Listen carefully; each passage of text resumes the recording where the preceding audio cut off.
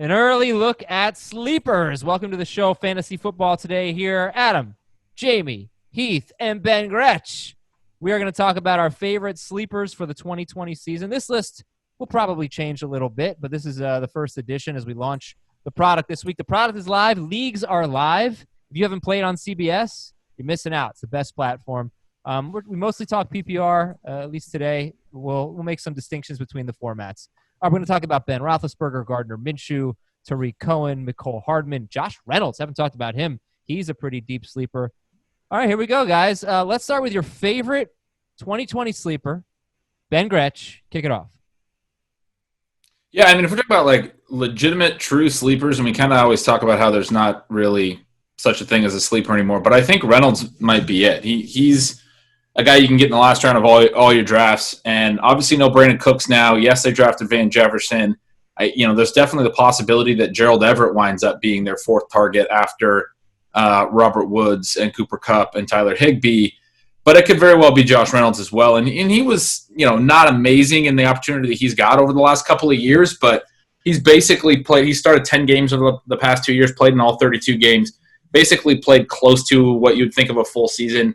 96 targets, and he's had 50 catches and just over 700 yards. So not great, but something that he could build off. He was a decent prospect at Texas A&M, where he played alongside Christian Kirk and outproduced him one of the years that they played together. He was a year older, but led that team in receiving as a true freshman when he came in. So this is a guy that, fourth-year breakout, former fourth-round pick. It's a little bit thin, but he's somebody you can get at the very end of your draft. If the Rams' whole offense bounce back this year, he could be a legitimate sleeper. Okay, but you haven't really drafted him, have you, in 12-team leagues? Not like in our mocks, no, because we don't go as deep. Right. Okay, deeper formats. Let's do the sleeperometer, by the way. I'm going to say what are you laughing at, Heath? Because I just this is the worst sleepers, breakouts, and busts. We've all come to a pretty good agreement on what a breakout is. We all have come to a pretty good agreement on what a bust is. And the sleeper discussion just instantly turns into either, yeah, but you're not really going to draft him, or he's being drafted in the 10th round. He can't really be a sleeper. Everybody knows who that guy is. And it's just super frustrating. Because I'm certain at least two of the guys that I'm going to call sleepers, someone's going to say, he's not really a sleeper, is he? I think this is a pretty good list. I think like what we've run into in this industry, I think I've been doing it the most of our group. Dave's been doing it longer than me by a year, is there's so much information, to Heath's point.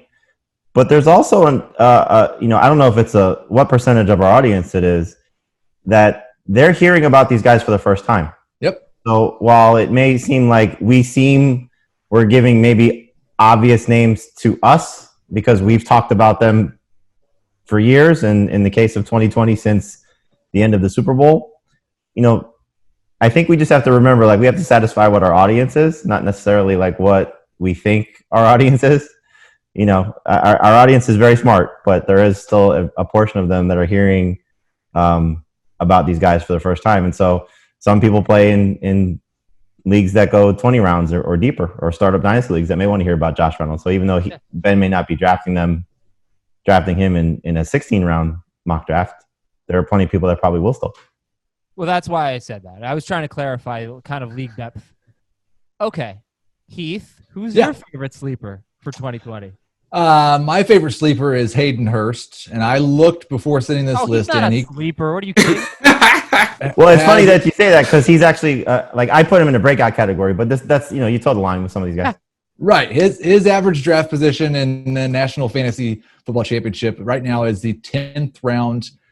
He's not being drafted amongst the top 10 tight ends. He's never really done anything in his career. We've talked about him on this podcast before. I liked him a lot coming out of college, and then he got hurt, and then Mark Andrews just outplayed him. Now he's going to Atlanta to replace Austin Hooper. That Dirk Cutter offense has averaged 125 targets per season to tight ends over the past 3 years. They've got Julio Jones, Calvin Ridley, and then maybe Russell Gage. They're going to throw the ball 600 times. Should be easy if Hurst plays 16 games, and he's had some injury problems. It should be easy, though, for him to be on that 5 to 6 target per game pace with a good quarterback and an efficient offense. And the reason he's my favorite is because on July 11th, I'll be taking part in the Fantasy Football Face-Off Mental Health Podcast with Hayden Hurst. Oh, I like that. Good stuff. So where can we hear that? Do you know? There will be more details coming out. It's going to be on YouTube. It's going to be on a variety of places. They've not started the too much of the promotional stuff yet. Hey, we're on YouTube. That's right. YouTube.com/fantasyfootball today. We had Heath's biceps, which I was pretty impressed with. Just saying, he's pretty cut this morning. And today we have his chest hair, which also very impressive. Won a contest on a cruise ship one time with that chest hair. Hayden Hurst actually on Fantasy Football Calculator is the 8th tight end off the board. It goes like Kelsey, Kittle, Andrews, Ertz, Waller, Gronk, Ingram, Hurst, Higbee, Henry. But Ingram, Hurst, Higbee, Henry are all within 15 picks of each other. But yeah, last pick of the 7th round or second to last pick of the 7th round for Hayden Hurst. All right, Jamey, who's your favorite sleeper? I don't know if he's my favorite, but I tend to draft a lot of Anthony Miller. I just think, you look at what his situation is with the Bears. They didn't really replace Taylor Gabriel. I don't think Ted Ginn counts, in my book at least, as a replacement option for what Gabriel was doing. When Gabriel was out last year, Miller's numbers popped. 3 of the 5 games, he scored at least 13 PPR points, 2 of them over 23 points. I think the quarterback play will be better if it's Nick Foles, but he did that with Trubisky.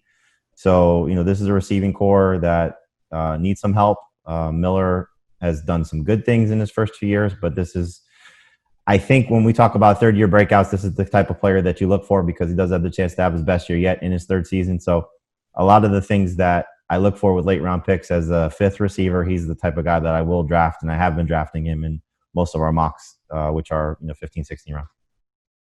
We shall see if Jamey will be picking Anthony Miller tonight, Tuesday night, on our Twitch stream. We're recording this on Monday, so I got the dates mixed up a little bit. But we're recording this on Monday. You're hearing it on Tuesday. Tuesday, 7 p.m. Eastern on Twitch. Live instant reaction to our draft picks from Jamey, Dave, Heath, me, Ben, Gretch. Are you doing this tomorrow night or tonight, Tuesday night? I don't think I'm going to be live. Oh. So you guys all get to talk about how I overdrafted all the good players. That's fine. Get your fantasy questions answered, too. We answer your fantasy questions. Join us, twitch.com/FF today. The link is also in the episode description. We have a bunch of other podcasts you need to be listening to. It's cbssports.com/podcasts. MMA, golf. Golf podcast, very relevant right now. NFL, fantasy baseball. Nothing personal with David Sampson. It's great stuff. cbssports.com/podcast. I do have another fun draft this week too, Adam, where the 5 of us, which would be the 4 of us here and Dave, are going to be drafting with Mike Wright of the Fantasy Footballers, Jake Seeley, who was on our show a few weeks ago as well with The Athletic, Liz Loza of Yahoo, Mike Taglieri of Fantasy Pros, Chris Harris of the Chris Harris podcast, I guess what do you call it? Harris podcast. Harris Fantasy Football. Who am I forgetting? How many people was it? Oh, Scott Fish. Oh, can't forget Scott Fish. No, can't forget Scott Fish. So we're going to do that Thursday, and the results will be live on our CBS Sports HQ Twitter feed. Excellent. All right, we got a big week here. All right, let's do some sleepers. By the way, last week on Friday, we did a show on league ideas, ways to spice up your league, make things more fun. We have some emails, some follow-ups to that, fantasyfootball@cbsi.com, and I hope to get to that later on in the show. All right, so I'm going to say a sleeper, and then we're going to go on the sleeperometer, 0 to 10. You guys tell me, how good of a sleeper is this on a scale of 0 to 10? Let's start with one of Jamey's, Ben Roethlisberger. He's the 16th quarterback off the board after Drew Lock and before Daniel Jones. Strange ADP on Fantasy Football Calculator. Ben Roethlisberger, 123rd overall, QB 16, scale of 0 to 10 on the sleeperometer. Jamey, how good of a sleeper is Ben Roethlisberger if he's the 16th quarterback off the board? 10. Heath? 9. Ben? I'm consulting my rankings currently, but my initial inclination is pretty high. I don't think he's a 10 or a 9. There's a lot of reasonable quarterbacks in that range, but I'd say like a 7 or so. I have him, I guess, 14, QB 14. All right, Jamey. So he was the number 3 quarterback in fantasy the last time we saw him, really, in 2018. For 5 straight seasons before last year, he was no worse than 8th per game in 4-point per passing touchdown leagues and 9th per game in 6-point. That's impressive. But we don't have any answers really on to how he's going to do without Antonio Brown. So why is Roethlisberger a really good sleeper for you? Well, I mean, you listed the big reason why is based on his track record. And so you're getting him for nothing. And that's the thing you like about what the upside is for a player of his caliber. I think they're going to be a very competitive team. I think the run game is probably the most suspect part of this entire team, to be honest with you. I think their defense is great. I think their offensive line is still very good. You can maybe make a case the receiving core is questionable just without Antonio Brown there and Juju being the number 1 guy. Can Deontay Johnson sort of fill that outside role? Chase Claypool, Eric Ebron, there's some new faces, especially dealing with Roethlisberger. But, if you're talking about just waiting on quarterback and, I mean, we've said this time and again, Stafford should be ahead of him. I would put Daniel Jones slightly ahead of him. But I would take him over Aaron Rodgers just to give you a comparison of somebody who's being drafted as a starter. I just think there's more upside with Roethlisberger if everything goes right for him. Based on what we've seen. So I'm excited about him. The fact that he's healthy, he seems to be in good shape, from the video that we saw. So if he plays 16 games, I think he's going to be a top 12 quarterback, if not top 10. Guys, the quarterback is so crazy deep as usual. But if you just look at pocket passers who aren't going to give you much running the ball, but veteran pocket passers, so you could get maybe as your number 2 quarterback, or if you just want to keep waiting. Last week, we talked about ADP, and Ben, you mentioned Jared Goff. I know you like Matthew Stafford. So you look at Roethlisberger, you look at Goff, you look at Stafford, you look at Phillip Rivers, let's say. Is there anything that makes one of these guys really jump out ahead of the pack? I mean, I think the thing with Roethlisberger that we don't know is how much we're going to see the pass volume. Because in the past, and I used to make the jokes about how he was the offensive coordinator a couple of years ago, and I would anticipate that he's kind of going to be in that role again now that he's back. And so I would expect there's going to be a lot of more pass plays than we saw last year. That would be the thing. If you don't run at all, that can be okay if you throw it 600 times and you're pretty efficient because you might throw for 4,700 yards. And that can make up for some of that loss of rush yards. If you throw it 600 times, you might throw 30 pass touchdowns. So you kind of have to be that guy. The same thing could apply, I think, to Jared Goff. I don't really think that same I don't think Phillip Rivers is a good guy to put in the same category with them because I fully expect that the Colts are going to try to be pretty run heavy when they're ahead. That's what they've shown us in the past.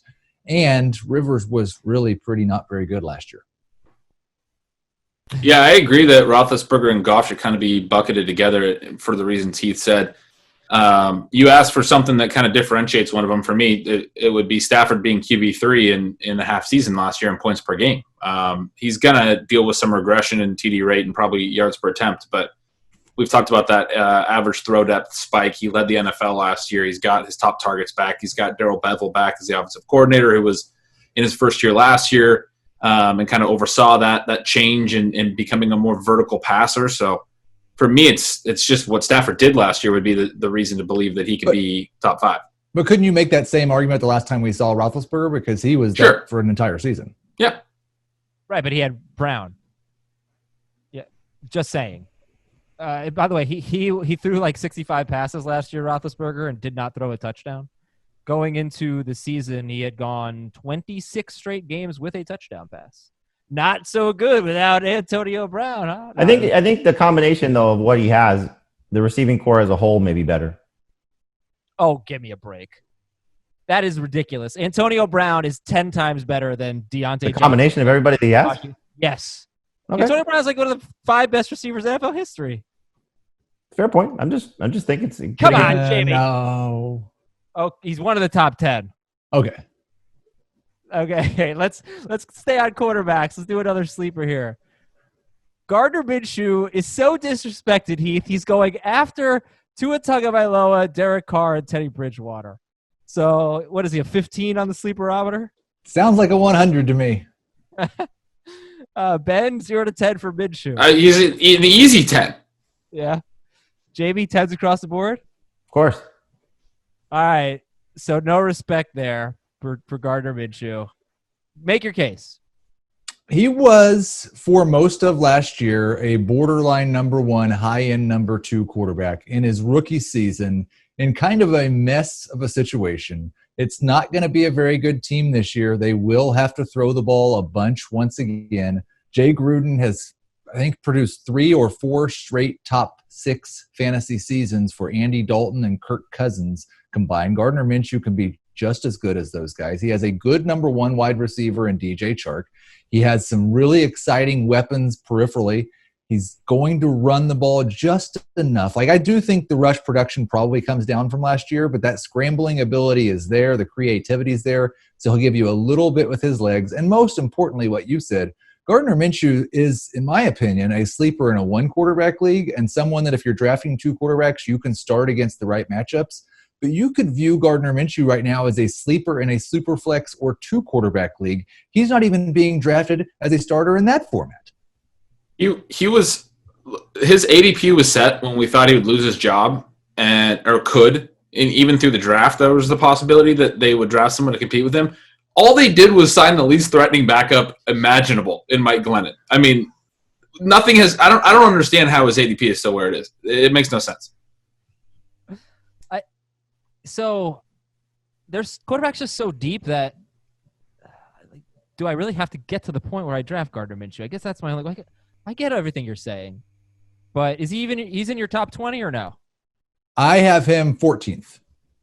Jamey, Ben, where do you have Minshew? I think 18th. I think I have him 21 right now, but I'm not proud of that. I mean, Heath mentioned they added some talent. I'll just say they improved all 3 of their position groups. Leonard Fournette was a really inefficient pass catcher as a running back last year with 100 targets. We talked about that. Chris Thompson adds some more explosiveness as a pass catcher. He was good the last time he was healthy.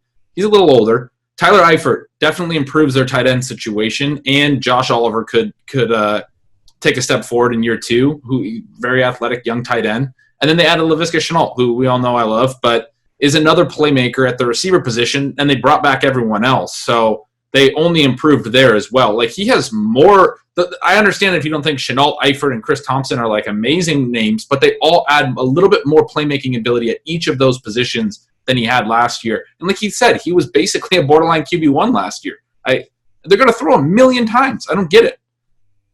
It's kind of crazy when you go back and you look at just fantasy points per game, how similar – the 3 rookies, who started a lot last year, Daniel Jones, Kyler Murray, and Gardner Minshew, how similar they were in fantasy points per game. All right, let's get one of Ben's. What was that? Minshew was 2. Minshew was what? He was number 2 in that group? Yeah, Kyler was 1, Minshew was 2, Jones was 3. I have it as Jones was 2. In points per game, you're saying? I would guess, Adam, that you're not counting the partial game that Daniel Jones played, but you are counting the 2 partial games that Gardner Minshew played. I'm not counting. No, that would be my guess. I'm simply going on CBSSports.com to one of our fantasy leagues and looking at points per game, and it's Kyler 1, Murray 2, Jones 2, and Minshew 3. That's all. But plus, didn't I win that bet? Didn't we have that specific bet that we established that I won? Pretty sure I won that bet. No, I won that bet just like because it started from a certain point in the season. I'm pretty sure I won that bet, and you just never paid it off. No, I won that bet just like I won in poker. Let's get one of Ben's sleepers here. Ronald Jones. Whee! Hi, Ronald Jones. Let's see where he's going in ADP. 83rd overall, end of round 7, just after Ke'Shawn Vaughn and J.K. Dobbins. But he is the basically back-to-back with Ke'Shawn Vaughn in that Tampa Bay backfield. Maybe you can get both of them round 7 and 8, let's say. Late round 7, beginning round 8. All right, 0 to 10, Ben. At the end of round 7, 83rd overall, Ronald Jones on the sleeperometer. 5. Jamey? You said round 7? End of round 7, yeah. 2.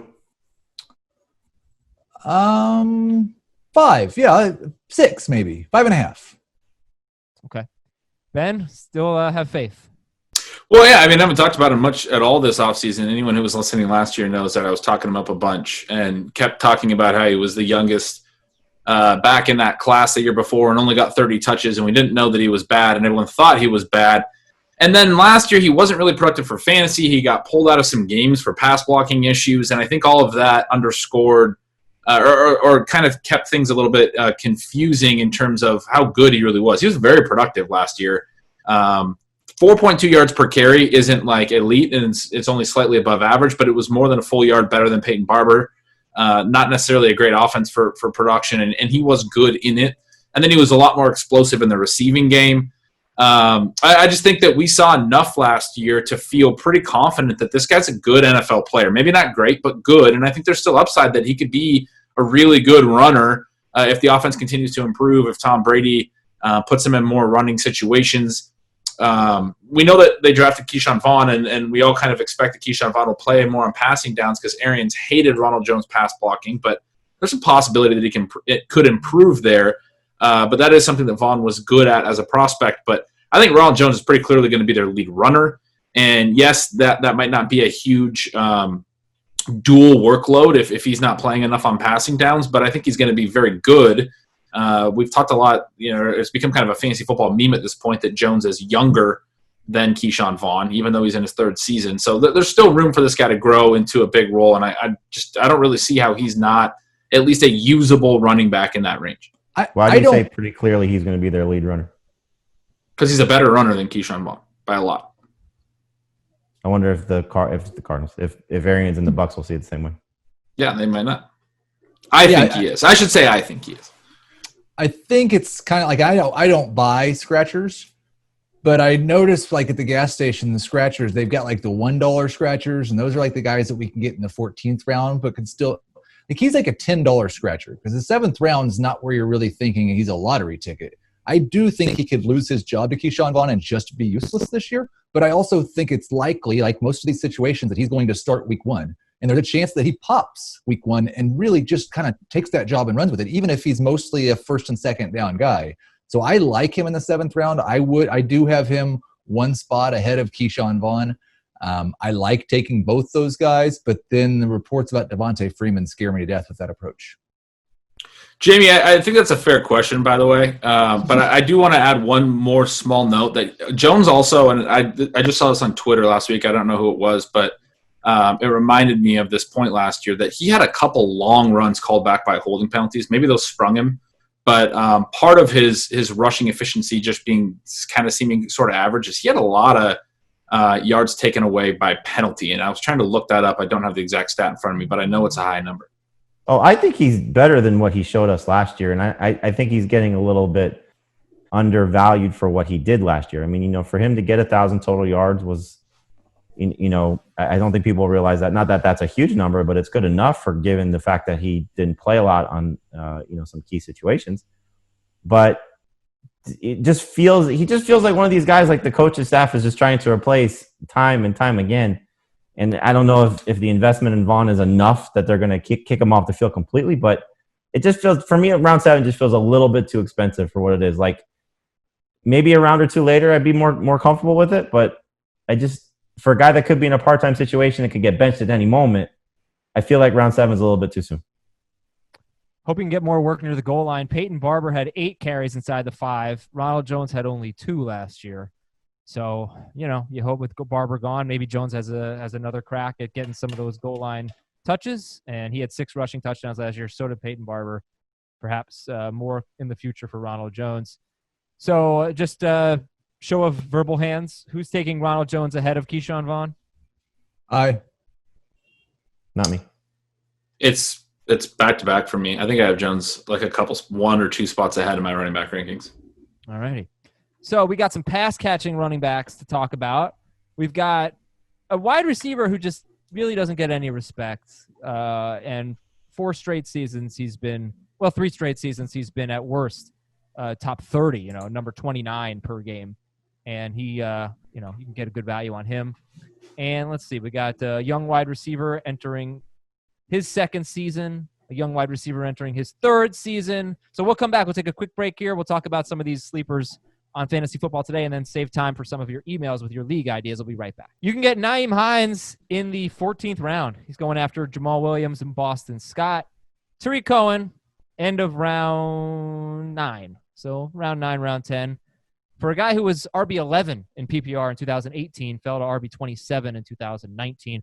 One of Jamey's sleepers is Hines. One of Heath's is Tarik Cohen. So let's lump these guys together, even though Cohen going 50 picks ahead of, or 45 picks ahead of Nyheim Hines. No, 55 picks, excuse me, ahead of Nyheim Hines. Okay, so let's start with this. Tarik Cohen, 107th overall, end of round 9, just after Tevin Coleman and Kerryon Johnson. On the sleeperometer, Heath, where's Tarik Cohen if you can get him 107th overall? I'd take 2 points off the fact that he's going in the first 9 rounds, so I'll say an 8. Ben. It depends what you need. I have these guys both ranked a lot higher than where they go, and yet I still don't take them where I have them ranked sometimes, depending on my roster build, because they don't have elite upside, but they're both going to be better than their ADPs for sure. I mean, I think he's at least a 6 or an 8, depending on what type of build you have. Jamey, 0 to 10 on Tarik Cohen at 107th overall. 7. Okay. What happened with Tarik Cohen last year, Heath? He was not good. The Bears were terrible. They were really, really bad. Cohen was basically less efficient than he had ever been in almost every imaginable way. His yards per carry went down. His yards per reception just cratered. His touchdown rate went down. Everything went wrong. And maybe the Bears still won't be very good, but the addition of Nick Foles gives them a little bit higher floor, because if Trubisky is as bad as he was last year, or if in camp even, and Foles just starts the year, he won't be as bad as Trubisky was last year, I don't think. So that helps a little bit. There will be some natural regression for him. And like you said, yes, if you finish RB27 in 16 games, you should not be drafted RB27 if that's what we're expecting. But I looked on 3 or 4 different sites, and he was running back 40 or worse on every single site in the PPR scoring format. This is a guy who's caught more than 70 passes each of the past 2 seasons. You should expect somewhere around 900 total yards as like a floor. I think he's he's likely to be a top 24 back in PPR if he plays 16 games. And Ben's right. He doesn't have top 5 upside. He does have top 12 upside in this format. Jamey, with Nyheim Hines going 167th overall, 14th round. For the Chargers, obviously he's got Philip Rivers now. For the Chargers, for the last 5 years, a running back has been second on the team, first or second on the team in catches. So Ben's hammered that point home. Philip Rivers has a great history of throwing to running backs. What do you think about Nyheim Hines? How do you compare him to Tarik Cohen?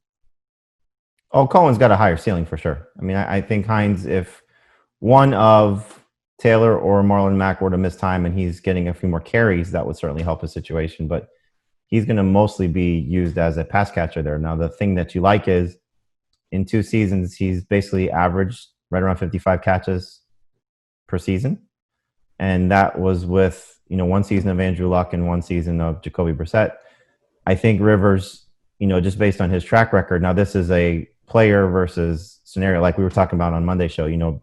Was Brady not throwing to guys on the outside a byproduct of the offense or a byproduct of him? Is Rivers throwing to the running backs a byproduct of the Chargers offense, or is it him? I think, when you look at him and his lack of mobility, it probably speaks to him using his running backs as pass catchers more so than not. So I just think that in passing situations, he's going to be on the field in terms of Hines. I think he's got the chance to be 70-plus catches with Rivers if he stays healthy. Will he score touchdowns? I don't know. I couldn't tell you. He's averaged a touchdown a season over 2 years. But this is more of a PPR than non-PPR thing. Tarik Cohen has proven that he can be successful as a potential starting fantasy running back. Heath said if things go well for him, he could be a top 24 guy. He's shown us that already. But I think for Hines, you look at Rivers, he's got 1, 2, 3, 4, 5, 6 guys in his career that have had 75-plus targets at running back. Can Hines get that? And last year, the combination of Gordon and Eckler, again, better players than Nyheim Hines by a lot. They combined for 134 catches, 1,289 yards, and 9 touchdowns. So he throws to his backs. Yeah, the only thing I don't know, and I think that everything Jamey said is right, and I do think he has 70 catch upside with Rivers. The thing that gives me a little bit of hope about Jonathan Taylor maybe getting some pass catching work in the second half is I don't really I know Nyheim Hines has been used as the Colts pass catching back. I don't know if he's actually good at that. He's got 2 straight years below 6 yards per target, which is generally a sign of being bad. Now, it could have just been all because of quarterback play both those years, or maybe the first year was a rookie thing and the second thing was quarterback play. But I do wonder if they go through the first half of this season and he's getting 4 or 5 targets per game, which I think is what the expectation should be, and he's still turning those into 25 yards per game, if they don't start throwing the ball to somebody else in that position a little bit more. Heath, I think you're onto something there, but I don't think it'd be Taylor. I think it'd actually be Mac. Because Mac as a rookie, he'd catch the ball, and I think he did that in college as well. So I wouldn't be surprised if they were to make that switch, if it would be Mac to get him more involved and keep him in a significant role. So that is something to be concerned about with Hines. But he's another one of these guys, like, you just kind of take a flyer on. And, if you want to say take a lottery ticket, and I'll throw Madison out of the equation at this point because of the Dalvin Cook holdout. But, guys like Evans or Edmonds or Pollard or whoever the case may be, those guys make a lot more sense because those could be league winners. But if you're talking about guys that have a week-to-week role, higher floor potentially without an injury, I have no problem taking the flyer on Hines and holding on to him for a couple weeks just to see what his role is and how many passes he actually might catch playing with River. Ben, I'm going to lump 2 of your sleepers together here because they're going basically back-to-back. Mecole Hardman and Christian Kirk, about 112th overall according to Fantasy Football Calculator. So it's Hardman and then it's Kirk, and both of them are going ahead of Sammy Watkins, which I find interesting because Watkins really had a great postseason. Hardman really didn't do anything last year, except a little bit when Tyreek Hill was out. I know we want a number 2 receiver in that Chiefs offense, totally. But who do you like better, Hardman or Kirk? And to Jamey and Heath, getting these guys in the 10th round, Mecole Hardman and Christian Kirk, is that good sleeper appeal? Ben, you can start. Who do you like better? I have Kirk higher. Jamey, Heath, do you like these guys in the 10th round? Love Kirk in the 10th round. Hardman is it's weird because, to take a receiver as a lottery ticket, it's weird to say, but he could be one of those guys. Like if Watkins misses time, or certainly if Tarik Cohen misses time, I think in his second year he'll be a lot better. I think he'll be one of the primary weapons for Mahomes, but I think it's unfortunately going to take an injury for that to happen. I kind of feel like also this is one of those situations. I don't think Mecole Hardman has gone in the 10th round in most of our drafts. Like Kirk, That sounds about right. I like Hardman this year as a boom or bust guy at the end of the draft, but I'm not spending a 10th round pick on him. So if that's the cost, and I would guess if we looked at some other places where people are playing for money, that wouldn't be his ADP. I'm worried about Kirk just because I know Hopkins should help him to be more efficient because it's going to take coverage away. I just don't know that he can get to even 120 targets. And the other thing is he was really bad last year. Yeah, Kirk, we talked a little bit about a couple of weeks ago, but one of the big things for him, if you look at depth, was just he didn't catch too many downfield targets last year as he did in his rookie year. And if you average the 2 seasons, he's basically right around league average, but he was way above average as a rookie. He was way below as a second-year player. Those kinds of things can fluctuate year to year, particularly the downfield targets. It's usually not a huge sample, and it can have a pretty outsized impact on receiver efficiency, and I think that's kind of what he's alluding to. I still think Kirk's a very good player. He was a very good prospect profile coming in, was better in his rookie season, wasn't very good last year. Do think his targets are probably capped, but also think Arizona's going to throw a lot more and run a lot more plays. We talked about that when we talked about pace and play volume. They were the 4th fastest team in terms of situation neutral pace, and they were in the bottom half in plays run, which is something that should be indicative of them running more plays and throwing more passes this coming season. So I think Hopkins actually helps Kirk in a way that it will create more one-on-one situations, and I'm hopeful that he can have a little bit of an efficiency spike similar to Will Fuller alongside Hopkins in Houston. I think Kirk is not that much worse of a player, frankly. I think Fuller's very good too, but I think Kirk can have that type of production.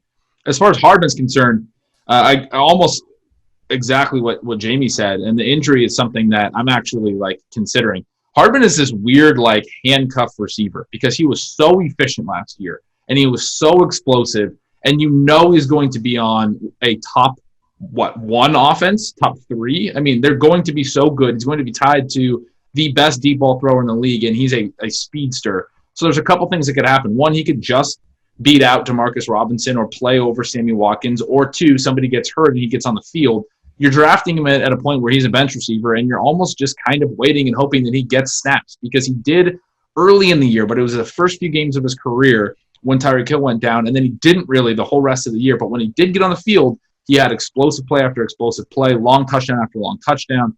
Was very, very good. A really, really high yards per target. Not something he can sustain over a huge number of targets, but somebody that when you step back and look big picture, you're like, this guy is a speedster tied to Patrick Mahomes in a high-scoring offense, was very explosive and successful in the limited opportunity last year. There's a lot of upside there if he's an every-down player somehow.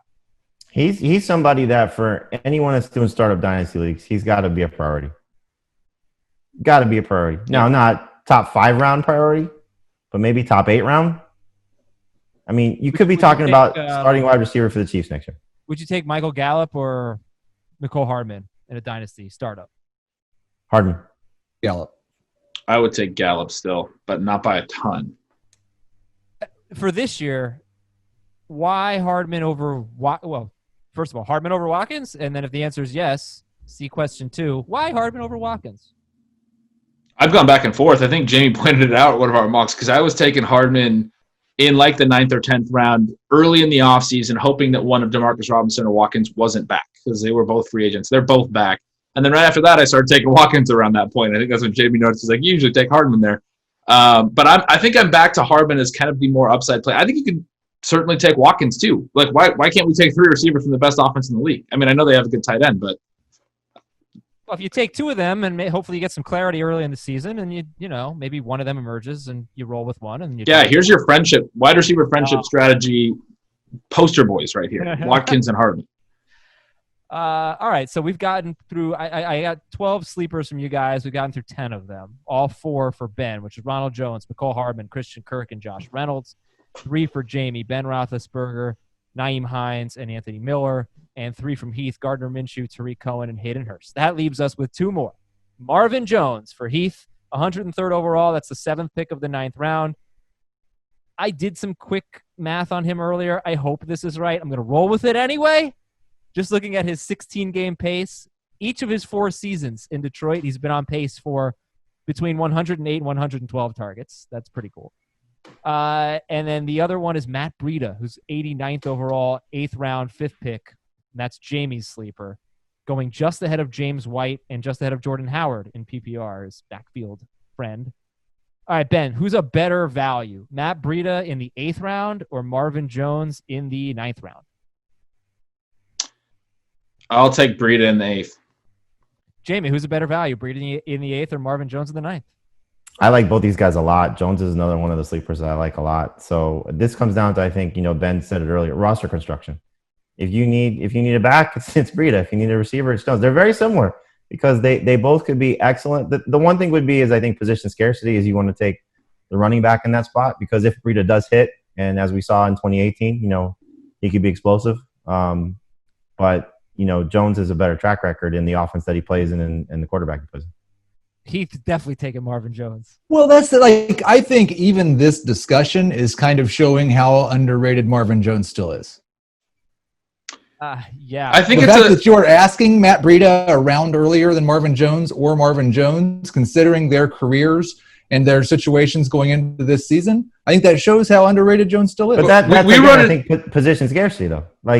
Heath, we run into this a lot about beating ADP value and upside. And I want to know what you think Marvin Jones' upside is because I'm taking these guys as backup receivers. I would take Mecole Hardman over Marvin Jones because Mecole Hardman has the potential to be a starter for me, and Marvin Jones, especially for someone like me who's relatively wide receiver heavy early in drafts and wants high-powered wide receivers in my lineup, Marvin Jones will never start for me. I've drafted him before. He just won't.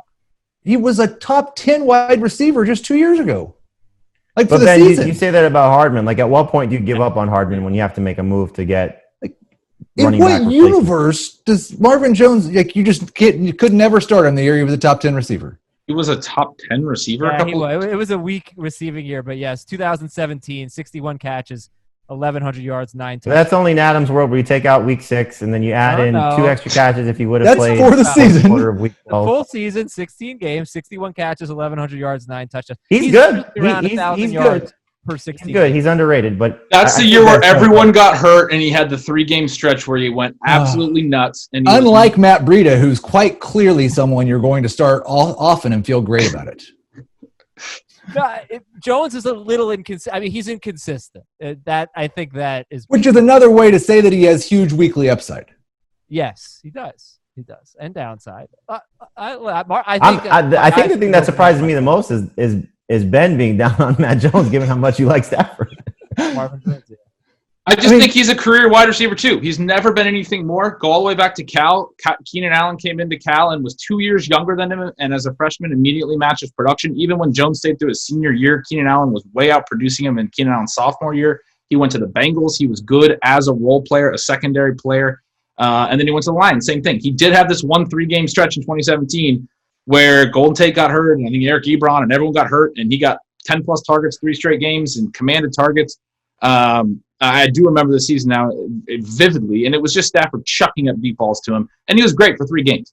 But he's never commanded number 1 targets, and that to me is a skill at the receiver position. He doesn't have that skill. He and Kenny Golladay were on pace for the same number of targets before Matthew Stafford got hurt last year. Just small sample size would be my Are you sure about that? No. It's okay. It's not true. It's not true, but it's close. The way I have it is Golladay was on pace for 124 targets. Jones was on pace for 114 targets. Yeah, I think there was a game where Jones left early that I'm not counting. I think he has big weekly upside. That's why I asked you at the outset, what is his upside? And you said top 10. I don't think he could be a top 10 with Golladay. You don't think that for 2020, do you? Could he be a top 10 wide receiver this year? Yes. He could be, sure. With Golladay. But Golladay healthy. If he gets 120 targets and scores 10 touchdowns, then yes, he could be a non-PPR top 10 wide receiver. Wow, that was out of level of qualifications right there. What the hell? What did I do? God, whoop a guy's ass in poker one time, and I just forever. All right, well, those are some of your sleepers. Yeah, fun stuff. Roethlisberger, Breda, Hines, Miller for Jamey, and there are many more on the website. Check it out, cbssports.com/fantasy. Minshew, Cohen, Marvin Jones, Hayden Hurst for Heath. Sorry, for Ben, it's Ronald Jones, Mecole Hardman, Christian Kirk, and Josh Reynolds. It's email time. We had a lot of fun talking about ways to make your league better. Just new fantasy ideas, new formats. Here are some follow-ups. This is from Will in a small town in northern Minnesota. Okay, what are your thoughts on point per pass interference for wide receivers? I've tossed this idea around in my league, and it's got mixed results. Maybe you could discuss it. So you get a point if you draw a pass interference penalty. I like it. You do or don't? I do. What do you do about the yards? I like it too. The yards at all? Wait, just you a get point. Nope, 1 point? Yep. Oh, yeah, I like that idea. 1 point instead of the yards. Because the deep bombs, it's do we really give them 50 yards for it? But yeah, you should get something for it when you set up your team for a touchdown because you drew a pass interference because you turned the DB around. I mean, yeah, I'm all for it. It's like in the NBA where they should actually give assists to fouls that were should be made baskets. Yeah, I like that too. But only if the guy makes both free throws, right? No. I'm serious. That's a serious question. No, it's a dumb question. You should get an assist for 1 point. What do you mean? He got him into the position to score a basket. It's not his fault the guy missed a free throw. What if he misses both free throws? What? No, okay, fine. What if he misses both free throws? You should get assists for no points? Yes. No. Okay. By the way, should the quarterback get a point for pass interference? No. Half a point. From Frank. What do you think of pirate leagues? Yar, you win a week and you get to steal a player from your opponent, unless you have some protected players. Sounds fun. Yeah. I've never played it, but whatever. I mean, I would try it. Yeah. No. That would really suck. Maybe you have to have some protected players, I think. Yeah, it seems like it would just make the early season winners just stack up rosters, right? Yeah. And even when they lose some games, get players plucked, they'd still have good teams. All right, from Curtis. Rules changes. All right, reminded me of one I've been wanting to ask you about for years. Win for one. If the player's team wins the game, the player gets an extra point. Same goes for DST and kickers. I think this gets you more invested in the outcomes of the games. It may also come into play when you're deciding who to start. Seems like a fun wrinkle and a no-brainer and a 9-point potential swing each week. Hate it. I like it. I like it. Okay, we've had 3 emails so far. What's the best idea we've heard? The pass interference, the wins, or the Pirate League? Pass interference. Pass interference. That or I like the wins too. I'm going to put them on par. What do you have against the wins, Heath? This is a good idea. It's going to make Gardner Minshew terrible. Oh no, Ronald Jones too. Actually, the Bucks might be good. Yeah, they're going to be good. Come on. Hey, Adam, Dave, Jamey, Ben, and Heath's meet. All right, I heard the podcast where you talked about the league rules, and there was one about kicker scoring. My league has scoring where it's standard scoring for kickers with points awarded for yardage of 40-plus yards. But to make it interesting, we made it so that a shorter missed field goal is minus more points. So minus 3 points for a miss of 30 yards or under, but a missed 50-yarder is only minus 1. You like that? Tiered scoring for missed field goals? Mm-hmm. I just got this new scoring system for kickers where you just don't play them. I definitely one of the issues I have with missed field goal negative points is the whole thing where like longer or bigger legged kickers try more 50-plus yardage, and they're still hard to make. You like even if you have the leg, you got to be accurate. Guys like Adam Vinatieri, well, actually he has some length, but there's certain guys that don't have a ton of length that they can be like deadly accurate from inside 45, but they never try anything deep, and then they have these great kicking percentages. I don't know that that's a function of them being a better kicker. It's just that they don't try anything long. What So if somebody misses a block and your kick gets blocked? You're getting way too complicated if you're changing kicker scoring. Stop. I do think that Kick him out of the league. you should not have kicker scoring where it's like 3 points for every made field. You were so close. Okay, I'm going to read a few more since we have. I'm on team get rid of kickers for the record. I'm just answering the listeners' queue. I am definitely not. If anything, I'm on team get rid of DST. I'd rather have a kicker than a DST. Why am I saying that? I don't believe that at all. Like, why am I even – I don't believe that. I don't know why I was trying to be like all controversial. Okay, this is from Bill in a town in Detroit, or north of Detroit, rather. All right, so he has an interesting idea for how to play fantasy football. The premise of the rules. The objective is to correctly or closely quantify the top 20 players for each position for that particular week by who will score 1st through 20th in fantasy points. Essentially, each team in the league will create a week-to-week list predicting the top fantasy scorers by position, similar to what most analysts already provide in the industry. Points for your team will be accumulated based on basically how accurate you are. So what do you think about that? You don't play any head-to-head matchups. You just make rankings 1 through 20 at each position each week, and the most accurate teams get the most points and therefore win. Sounds like work. I think you need to learn to use an optimizer and go play DFS. Like, just if you're going to rank all the players, just go make some DFS lineups. Cool. All right, everybody. Thanks so much for the email. I mean, they could do my rankings for me if they want. I'll kick them a few bucks if they really want to do that. Good stuff today. We got breakouts on Wednesday. We got busts on Friday. We've got Twitch on Tuesday night. Come hang out with us and watch our mock draft. Ask us some questions. We'll answer your questions in real time. Twitch.com/FF today. Check us out on YouTube. Thanks a lot to Heath, to Jamey, to Ben Schrager. Come back and talk to you with some breakouts on Wednesday. Na.